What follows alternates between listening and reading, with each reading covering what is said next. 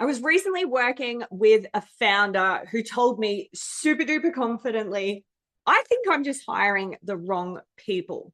So, smart hires, strong experience, great cultural fit, but they weren't taking initiative. They kept escalating decisions. And he felt like he was constantly being pulled into everything by his team. Now, he was absolutely, could not convince him otherwise that he had a talent problem. I got under the hood of the business and something became very, very clear. He actually had hired really, really well. And he's not the first person that I have worked with to be guilty of this. What he hadn't done was build a solid structure around them. So when I went looking, I went on my usual audit, my usual exploration. There were no documented standards.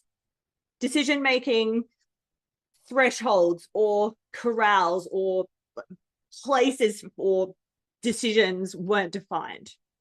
And boundaries around ownership just were blurry at best, if they existed at all. And criteria for success. So how do I know I have won? Changed rather, depending on the given situation.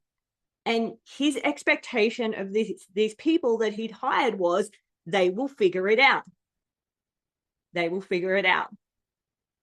Now, when you're an experienced founder, when you are the entrepreneurial spirit in the business, yeah, figuring it out is normal. You'll see patterns super quickly. You'll make judgment calls fast, and you know what good looks like it's burned into your DNA. But what is intuitive to you is not obvious to your team. And I know because I have been guilty of this myself.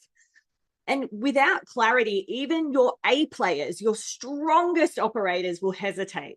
And it's not because the skill isn't there. It's because they don't have certainty around how to show up, what a win looks like.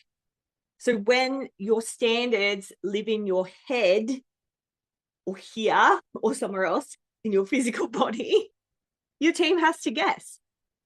And when the decisions, rights, or rules or systems or processes aren't defined, they're just going to escalate them to you. And when expectations shift, they will wait for confirmation. They'll want you to check stuff. And from the founder's seat, that feels heavy. It feels like they're not performing. But for your team, they don't want to take the risk of getting it wrong, right? So instead of replacing the team, I said to him, we need to clarify your system. So we documented standards. We got really clear around who owns what decisions and what parameters they can work in rather. And we built really simple operational guardrails. Now, I know a lot of you are thinking, yeah, that sounds great on paper, Amanda, or as you were saying it, but it's really difficult. It's not as difficult as you think once we sit down and nut it out. Now, within weeks, escalations dropped, ownership increased, and the confidence improved. So same humans, different structure.